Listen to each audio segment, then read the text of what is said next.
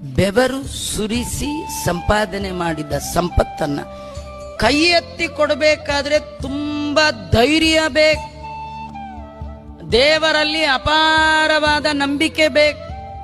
ಕೆಲವರು ಹೀಗಂತಿರ್ತಾರೆ, ಕೊಡುವಾಗ ಕೊಟ್ಬಿಡ್ಬೋದ್ರಿ, ನಾಳೆಗೆ ಏನ್ ಮಾಡ್ತೀರಿ, ಇವತ್ತೇನೋ ಕೊಟ್ಬಿಡ್ತೀರಿ, ನಾಳೆ ಅಲ್ವಾ? ಹಾಗನ್ಬೇಡಿ. ನಾಳೆಗೆ ಇರ್ತೀರಿ ಅಂತ ಏನ್ ಗ್ಯಾರಂಟಿ? ಇವತ್ತು ಕೊಟ್ಟ ದೇವರು ನಾಳೆ ಕೊಡದೆ ಇರ್ತಾನ? ಇವತ್ತೇನ್ ನೀವು ಬರುವಾಗ ತಂದಿದ್ರಾ?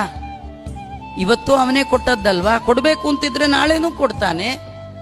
ಹರಿಯ ಕರುಣದಳಾದ ಭಾಗ್ಯವ ಹರಿ ಸಮರ್ಪಣೆ ಮಾಡಿ ಬದುಕಿರೋ ಭಗವಂತ ಕೊಟ್ಟದ್ದು. ಕೊಡುವ ಕರ್ತೃ ಬೇರೆ ಇರುತ್ತಿರೆ ಬಿಡು ಬಿಡು ಚಿಂತೆಯನು. ದಾಸರು ಹೇಳ್ತಾರೆ, ಕೊಡುವವನು ನೀನು, ಕೊಂಬುವನು ನಾನು. ದೇವರು ಕೊಡೋನು. ದೇವರು ಕೊಟ್ಟದ್ದನ್ನ ಮರಳಿ ದೇವರಿಗೆ ಕೊಡಬೇಕಾದ್ರೆ ತುಂಬಾ ಧೈರ್ಯ ಬೇಕು. ಧೈರ್ಯ ಅಂದ್ರೆ